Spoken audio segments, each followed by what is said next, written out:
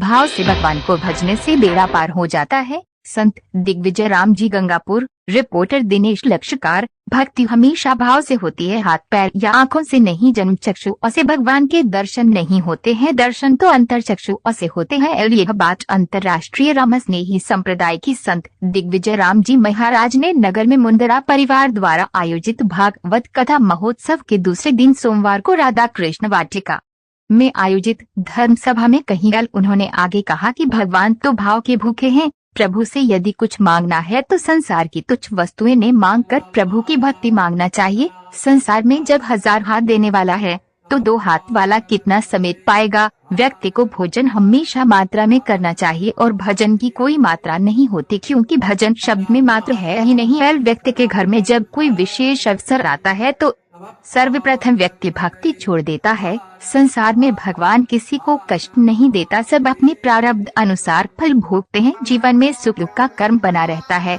जीवन में सुख है तो दुख आएगा और दुख है तो सुख आएगा। अतः व्यक्ति को भक्ति मार्ग का मार्ग नहीं छोड़ना चाहिए। व्यक्ति के जीवन में भक्ति का मंगलाचरण कब होता है? भगवान की कथा में रुचि होने पर, तीर्थों के दर्शन करने पर, गुरुवार वंदन करने पर भक्ति प्राप्त होती है। तीर्थ स्थान जब पर्यटन में बदल जाते हैं तब संसार में प्रलय आता है। तीर्थ करने का अर्थ होता है उसे देवभूमि से आप कितना लाभ है अपने अतः मन में उतार रहे हैं, यही तीर्थाटन है। संत घर बैठे व्यक्ति को तीर्थों का लाभ देते हैं। तीर्थ स्थान पर अधिक से अधिक सेवा करना चाहिए। संतों का सत्संग भक्ति का प्रथम मंगलाचरण है। संतों का जब साथ होता है तब स्वतः ही व्यक्ति की रुचि कथा में बढ़ जाती है। जीवन में गुरुवार 4 प्रकार से कृपा करते हैं। स्मरण कृपा, दूसरा शब्द कृपा, तीसरा दृष्टि कृपा, चौथा स्पर्श कृपा। गुरुवार की कृपा से ही भक्ति प्राप्त होती है और संसार में सब कुछ सरलता से मिल जाता है, परंतु संत कृपा बड़ी दुर्लभ है। व्यक्ति को सद्गुरु कृपा तभी प्राप्त होती है जब व्यक्ति के पुण्य बढ़ते हैं। भक्ति 2 प्रकार की होती है, से प्रथम हेतु, दूसरा अप्रतिहता। जीवन में कल्याण का मार्ग भक्ति है। भक्ति हेतु होनी चाहिए।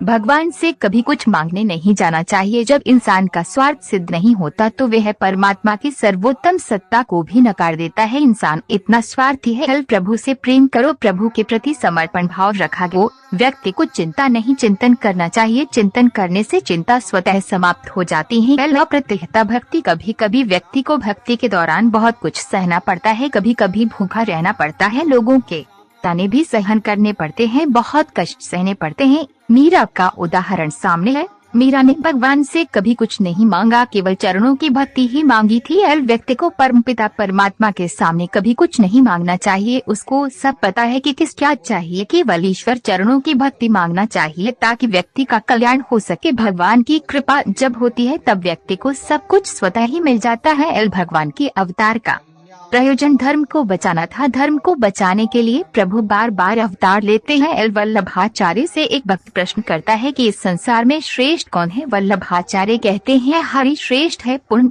भक्त प्रश्न करता है कि हरि से श्रेष्ठ किया है? तो वल्लभाचार्य कहते हैं कि हरि से भी श्रेष्ठ हरि का नाम है। पुनः भक्त पूछता कि हरि नाम से भी श्रेष्ठ किया है? तो वल्लभाचार्य जी कहते हैं हरि नाम से भी श्रेष्ठ संत प्रसादी है। पुनः प्रश्न करता है कि संत प्रसादी से किया श्रेष्ठ है? तो वे वल्लभाचार्य कहते हैं कि संत प्रसादी से श्रेष्ठ कुछ भी इस संसार में नहीं है, अर्थात संत प्रसादी का एक कर्ण भी श्रेष्ठ होता है। संत प्रसादी के कारण दासी पुत्र अगले जन्म में देव ऋषि नारद कहलाए। ये है संत प्रसादी की कृपा। जहाँ पर महाभारत का अंत होता है वहीं से भागवत का मंगलाचरण होता है। जो अपना नहीं है उसे प्राप्त करना महाभारत है, और जो अपना है उसे भी त्याग देवे है भागवत है। जीवन में रामायण जीना सिखाती है और भागवत मरना। संसार बंदर की संतान नहीं है बल्कि मनु और शत्रुपा की संतान है। सोमवार की कथा प्रसंग में नारद मुनि के पूर्व जन्म की कथा एवं उत्तरा के गर्भ से राजा परीक्षित के जन्म व ध्रुव चरित्र के बारे में बताया गया। कथा के दौरान बड़ी संख्या में श्रद्धालु एक छोटे से बालक ध्रुव ने 5 वर्ष के बालक ने भगवान की तपस्या करके भगवान को प्राप्त कर लिया। अगर हमारी